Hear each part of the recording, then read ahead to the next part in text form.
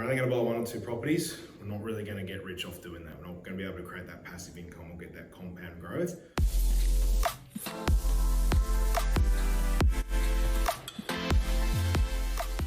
Hey guys, Justin Pickett back with you again for another video.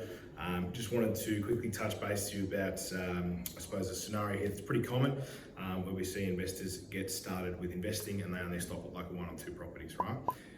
If we're only going to buy one or two properties, we're not really going to get rich off doing that. We're not going to be able to create that passive income or get that compound growth of what we need in our portfolio in order to get us to where we need to be. So buying at one property and stopping, it's not really going to do too much for you in the scheme of things. Obviously, if we're trying to build that long-term wealth and sustainability and that asset base, we need to focus on really building a property portfolio and scaling that up rather than just stopping at one and obviously not getting our equity working for us. So yeah, basically the term bluntly, if we're only going to get one or two properties, it's probably not going to do a great deal. We need to kind of look at getting a larger property portfolio if we're going to get the things to work for us and obviously build that wealth that you need, which everyone's kind of chasing once they exit the workforce there. So, give you an example. One of my mates of mine bought himself a townhouse. Basically, bought it for about $200,000, and rather than trying to get the equity out that he'd made and move forward, he was paying it off really, really quick, trying to pay this property off as soon as possible to try and do those type of things. Now, what we're trying to do here is if we're buying these properties for $200,000 and then they increase to $250,000, $300,000. With that newfound equity that we've created, we want to be pulling that out and then going ahead to go to property number 2, property number 3, and so on.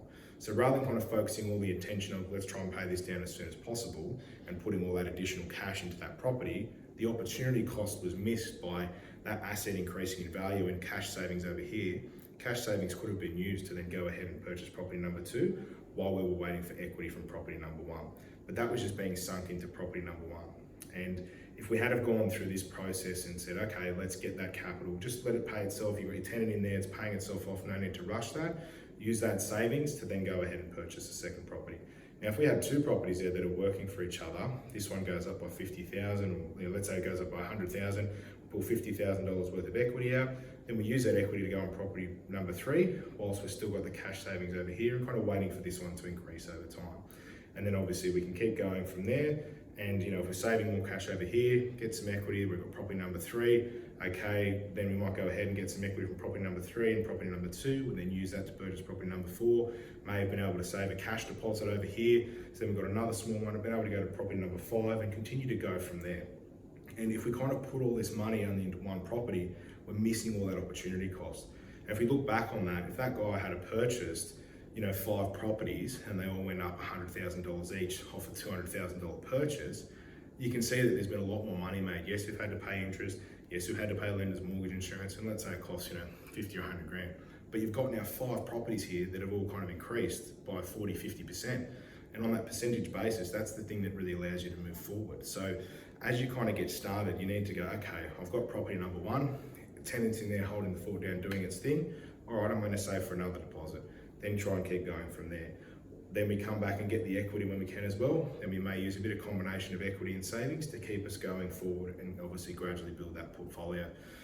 If we just keep going, I'm going to smash this property out in 5 or 10 years time, what the problem is go, yeah, wow, awesome, I paid my property off in 10 years and it doubled, and it went from say 200,000 to 400,000, fantastic result. But it's not, you're not really going to get rich off $300 a week, you know what I mean? Like, it's not going to get you to where you need to be, even when it's all paid off, and you've got your expenses paid for and everything like that. It's not going to be enough. But where it really will make a difference is that, wow, I bought 5 of these $200,000 properties.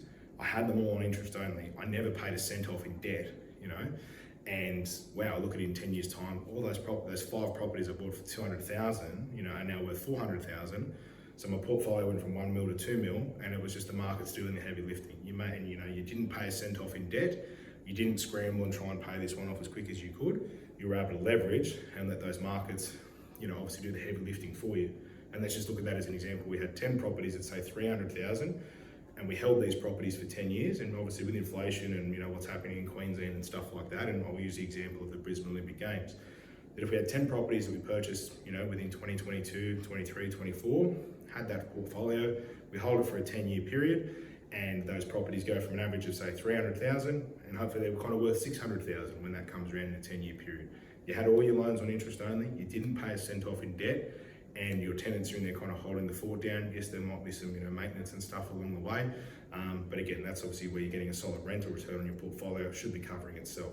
But if you literally didn't do too much work at all, just the general maintenance, whatever it is, and our portfolio went from 3 mil to 6 mil, and all you did is just hold the properties and had the tenants in there, you've made yourself kind of 3 mil worth of equity, and that's really what you're chasing here. So you can have the positive cash flow, you can buy below the market, obviously that's going to help, but really what we're aiming for is these assets to really perform over time and create that.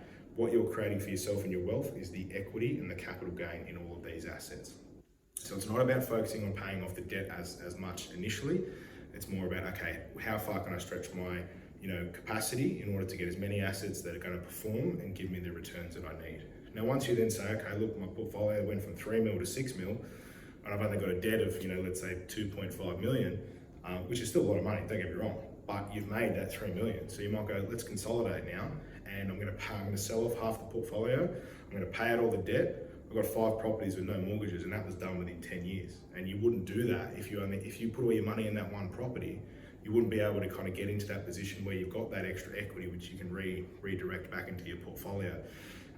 So that's kind of the big thing that we need. Whether we've got this amount of equity, do you do a development? Do you do granny flats? Do you aggressively pay off debt? Then once you've got that equity, what do you sell that portfolio off and kind of make that passive income for yourself? So really what you're kind of needing is that solid wealth base behind you in order for you to leverage off and to go into bigger and better things.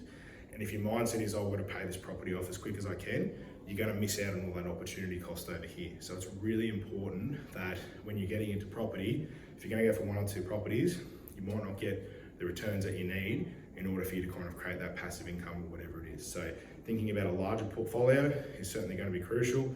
And I know, if you're doing it by yourself and we've got kids and all those type of things, it's a lot easier said than done. But obviously, trying to increase your income, buying assets that have a strong rental return, and buying in areas that are going to grow, is really going to be helpful. So that's ideally what we want to be looking at, and that's really what we kind of focus on here, when we're helping people build portfolios, is making sure that we're kind of getting them to the lending that they need. And yeah, sometimes the lenders at property number 7, 8, 9 might be a Pepper, or the rates are really expensive, or a Liberty, or whoever it is, but they're a means to an end to kind of get you to where you need to be. So, if you're going to cop a higher interest rate of an extra additional 1%, but that property makes you 100, 150, 200,000, worth of equity, that's obviously going to help you build that wealth base that you need.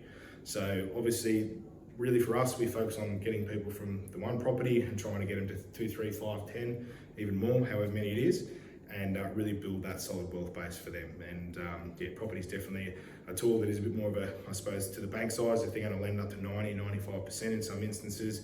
Obviously, Australians need a roof over their head, and there's obviously areas that are going to be gentrifying and increasing with demand over time. So all we're just trying to do is secure as many of these type of assets as we can, obviously working with your financial scenario and your time frames and your goals, but really get at these many assets as we can over here, let the markets do those heavy lifting, get that capital gains, and then obviously you decide what your long-term goal is on the back end of that. So hopefully that gives you a bit of guidance on what we need to do and why we obviously do this and focus so much on property.